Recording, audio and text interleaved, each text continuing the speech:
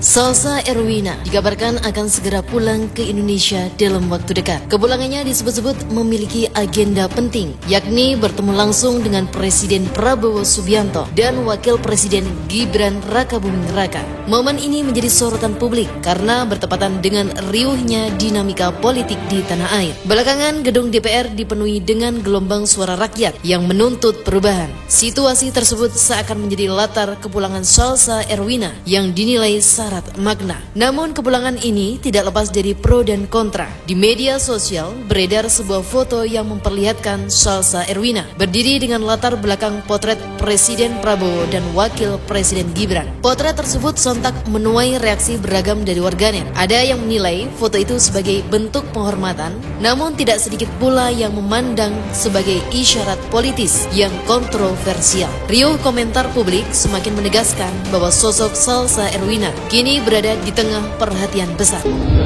Krisis demokrasi yang menyedihkan sekali, kayak media-media semua udah dibungkam, diberikan surat, tidak bersuara.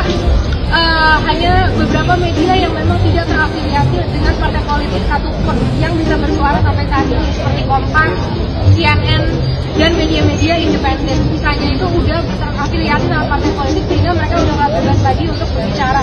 Kita punya privilege di sini teman-teman, karena kita jauh dari rumah. Beberapa temanku yang mau bersuara juga dapat banyak intimidasi. Dan kalau teman-teman sekarang lihat di sosial media gitu ya, bahkan kita yang udah jauh dan bersuara pun, aku udah dibecek-becek kayak apaan lah kalau kalian lihat gitu ya. Ya itu di sosial media udah di share banget solidaritasnya. Kehadirannya di Indonesia bukan hanya sekedar pertemuan dengan pemimpin negara, tetapi juga simbol yang memantik perbincangan lebih luas tentang hubungan antara figur publik, politik, dan aspirasi rakyat. Halo teman-teman, selamat hari Senin. Jadi tiap hari ada aja gebrakannya gitu. Nah ini yang lagi rame adalah demonstrasi Denmark Bergerak yang dilaksanakan atau diorganisir sama Persatuan Pelajar Indonesia di Denmark. Kronologisnya itu, teman-teman PPI ini membuat aksi solidaritas Denmark Bergerak untuk juga ikut menunjukkan gitu ya bagaimana situasi di Indonesia dan juga ikut menyuarakan tuntutan-tuntutan kita terhadap pemerintah. Mereka menjalankan ini, mengorganisir ini sendiri, dalam artian mereka dengan organisasinya patungan untuk beli bunga, patungan untuk ngeprint, mereka ngurus sendiri tuh izinnya pemerintah Denmark dan lain sebagainya. Mereka mengundang semua diaspora yang ada di Denmark. Dan aku sendiri sampai hari H itu nggak pernah konfirmasi kalau aku mau datang atau enggak. Acara tuh dimulai dari jam 1 sampai jam 4. Aku tuh baru datang jam 2.30 karena aku tuh dari kota lain gitu kan, ke Copenhagen. Mereka pun nggak tahu kalau aku mau datang dan aku pun nggak tahu apa yang akan terjadi di demonstrasi itu. Aku datang sebagai bentuk support dan dukungan karena teman-teman yang masih muda-muda ini punya kepedulian yang luar biasa terhadap bangsa Indonesia. Nah, ada beberapa kritik ya yang terjadi dari demonstrasi itu. Yang pertama adalah peletakan bendera di atas kursi. Nah, teman-teman, ini adalah plan demonstrasinya ya. Memang tempatnya itu nggak ada tempat lain, itu di jalan umum, di tempat yang sangat ramai, di jalan umum, nggak ada tempat lain untuk naruh bendera itu. Dan di Denmark, kita itu nggak boleh mengibarkan bendera lain selain bendera Denmark gitu. Kecuali mungkin benderanya ditaruh di satu tempat itu nggak apa-apa. Makanya ditaruh di atas kursi sama teman-teman PPI. Jadi tadi itu ya, cara bendera teman-teman saat kita ada di luar negeri, kita mengikuti peraturan yang ada di negeri tersebut. Kalau nggak boleh mengibarkan bendera ya kita nggak mungkin mengibarkan bendera Indonesia. Sama saat kalau turis masuk ke Indonesia, mereka pun harus mengikuti peraturan yang ada di Indonesia. Yang kedua, mengenai adanya poster gitu ya dari Pak Prabowo dan juga Gibran. Nah itu juga organik. Aku juga nggak tahu siapa yang ngeprint, siapa yang naruh di situ. Aku datang itu acara sudah di tengah-tengah, sudah berlanjut gitu. Jadi aku mau menunjukkan solidaritas aja gitu. Jadi semuanya berjalan secara spontan. Bukan aku yang naro itu poster di mana, bendera di mana dan lain sebagainya. Itu kebebasan teman-teman yang lain untuk ngeprint, untuk naro, untuk bawa apapun, untuk menampilkan apapun. Gak ada tuh aku mengorganisir itu harus fotonya Pak Prabowo, fotonya Gibran dan lain sebagainya, itu gak ada ya. Nah teman-teman, gini loh, yang harus kita apresiasi itu adalah kepedulian dari bangsa-bangsa Indonesia, warga negara Indonesia, bahkan ada beberapa warga negara asing juga yang pernah tinggal di Indonesia yang ikut datang ke acara itu dan peduli sama penderitaan masyarakat Indonesia. Masalah tentang Pak Prabowo, aku nggak mungkin teman-teman datang ke suatu demo terus bilang kalau kamu nggak boleh bawa poster ini, nggak boleh bawa poster itu. Nggak mungkin lah, ini kan demokrasi, jadi semua orang boleh mengaspirasikan apapun. Sama kalau misalkan nih ada teman-teman yang memang merasa kecewa dengan Pak Prabowo, dia bawa poster itu, ya silahkan dia bawa poster itu gitu. Nah tapi tetap ya teman-teman, ini pendapat pribadiku ya, kita memang harus objektif loh. Banyak banget nih komen-komen yang bilang kalau aku nih ternyata mau makar gitu, aku tuh pengen menggulingkan Pak Prabowo. Silahkan ditonton segala konten-konten aku, segala video-video aku nggak pernah sekalipun bilang lengserkan Pak Prabowo atau bilang kalau Pak Prabowo itu harusnya nggak jadi. Salsa, enak kau ya berdiri di Denmark, taruh foto korban lalu disejajarkan dengan foto Presiden Prabowo. Dari jauh kau mau main framing seolah-olah semua salah Pak Prabowo. Macam tahu aja kau panasnya di negeri ini. Aparat yang berdarah-darah jaga demo tentang rakyat yang jadi korban provokatormu. Udah nyaman kan kau hidup di luar negeri? Lalu kau jadikan penderitaan orang lain untuk panggungmu. Kalau kau benar peduli, turun ke tanah air, rasakan langsung, jangan pura-pura jadi pahlawan dari kejauhan. Padahal semua provokator berselimut diaspora. Bahasa kau revolt, rebel itu apa? Pantas dibilang Pak Prabowo kalau itu ada dugaan makar. Terus apa kabar dengan korban yang jatuh diakibatkan demonstran? Hah? Kok diam kau? Kalian buat warga negara Indonesia yang pintar, jangan pernah dukung si Salsa. Lama-lama orangnya agak lain, entah apa kepentingannya. Star syndrome kau ya?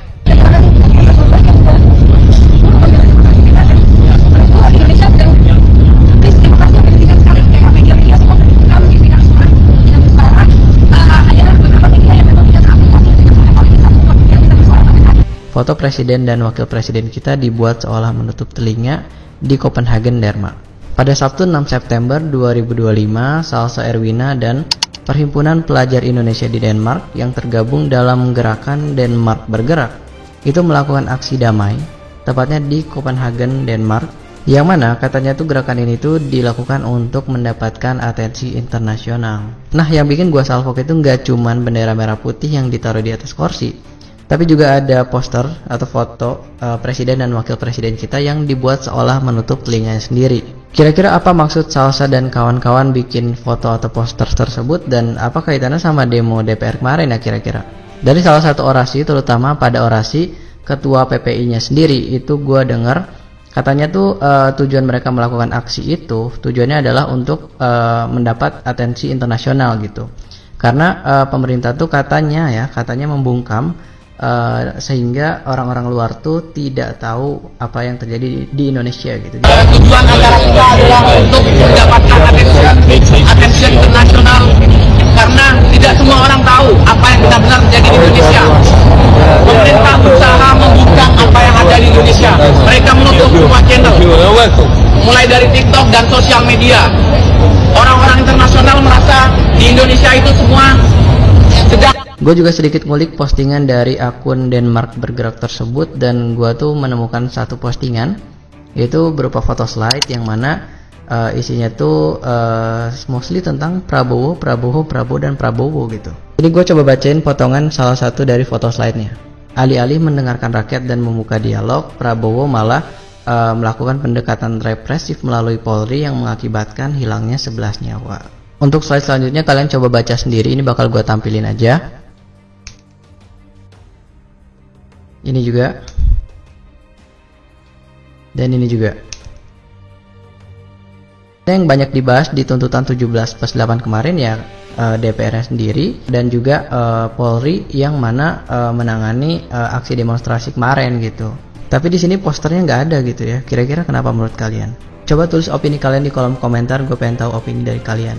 Salsa Erwina akhirnya membuat klarifikasi lagi terkait dirinya dengan foto presiden serta wapres di Denmark. Salam APBN, ambil positif, buang negatif, tonton videonya sampai habis. Buat kalian yang belum nonton video klarifikasinya Salsa Erwina yang kedua, silakan ditonton langsung ke akunnya Salsa Erwina. Jadi intinya dalam klarifikasinya Kak Salsa itu, beliau menyampaikan bahwa beliau tidak tahu apapun tentang acara tersebut karena beliau juga sebetulnya tidak mengiyakan kalau akan hadir di acara tersebut, dan beliau juga menjelaskan kenapa bendera bisa ada di kursi, kenapa bisa ada foto Prabowo dan Mas Gibran dan segala macamnya. Itu dia jelaskan di sana. Pokoknya intinya Kak Salsa Erwina itu tidak tahu menau tentang hal tersebut karena hal tersebut, acara tersebut sudah disiapkan oleh PPI yang ada di Denmark. Maksud gue pribadi gini ya, ada beberapa hal yang mau gue sampaikan di konten gue yang ini. Tolong kalian dengarkan sampai habis, dan disclaimer dulu, konten ini bukan untuk mendiskreditkan Kak Salsa, bukan untuk menghina, menghujat, apalagi menyampaikan kalau gue tidak menyukai Kak Salsa, bukan sama sekali, tidak mengarah ke sana. Tapi gue hanya ingin menyampaikan kalau di Indonesia ini sudah tidak ada huru-hara, sudah tidak ada perpecah belahan lagi, sudah tidak ada demo lagi, sudah tidak ada kerusuhan lagi,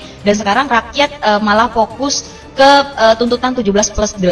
Tapi dengan adanya postingan kemarin yang Kak Salsa bersama dengan anggota para PPI yang ada di Denmark, dengan Denmark bergerak itu justru malah menimbulkan literasi baru, itu menimbulkan spekulasi baru, itu menimbulkan banyak pemikiran-pemikiran baru, yang dimana pengkubu-kubuan ini jadinya bukan tentang hijau pink lagi, bukan tentang tuntutan 17+8 lagi, tapi ini jadi pengkubu-kubuan terhadap yang pro dengan Kak Salsa dan yang kontra terhadap Kak Salsa. Bahkan gue perhatiin ya, konten gue dengan konten-konten kreator di lainnya yang berkonten sama dengan gue, membahas politik, menyampaikan aspirasi rakyat dan segala macam, itu kena juga. Gue bacain di konten-kontennya. Gue paham banget kalau kalian semua ini memuji Salsa Erwina, kalian semua ini menyukai Salsa Erwina, begitupun dengan gue. Gue juga menyukai Salsa Erwina, gue juga menghargai perjuangan beliau untuk menekan kemarin Ahmad Syaroni, menantang debat dan segala macam, fokus terhadap tuntutan, membantu untuk kembali membersihkan Indonesia, membantu untuk kembali membuat rakyat Indonesia merasakan keadilan. Gue setuju terhadap hal itu dan gue suka dengan Salsa Erwina beserta teman-temannya. Tapi sekarang yang gue baca di kolom-kolom komentar gue dan kolom-kolom komentar teman-teman sesama konten kreator yang kontennya sama-sama gue, itu justru malah terpecahnya itu karena Salsa Erwina itu sendiri gitu loh. Paling lo iri kali sama Salsa Erwina. Halah, mau gimana pun kami semua percaya kepada Salsa Erwina. Mau bagaimanapun Salsa Erwina sudah mewakilkan rakyat, yang lain baru banget muncul, yang lain pada numpang sama Salsa Erwina dan segala macam. Hey, perlu kalian ketahui ya, Salsa Erwina itu baru muncul ketika dia mengajak Ahmad Syaroni berdebat dan videonya dia itu viral, ditonton jutaan, belasan juta gitu ya. Bahkan waktu keluarga Kak Salsa Erwina itu katanya hampir diincar. Sedangkan konten gua dan teman-teman konten kreator gua itu selalu menyuarakan suara rakyat dari dulu. Mau tentang kasus apapun kita selalu menyuarakan suara rakyat yang ingin diwakilkan dan merasa terwakilkan. Kalian ingat kasus Juliana Marins yang waktu dimaki habis-habisan oleh orang luar negeri, dijelekan habis-habisan, negara Indonesia di benar-benar jelek sekali di mata mereka. Ingat? Kalian ingat masalah PPATK kemarin membekukan banyak rekening rakyat Indonesia? Kalian ingat konten tentang Kamboja, Thailand yang segala macam yang tentang perjualbelian manusia?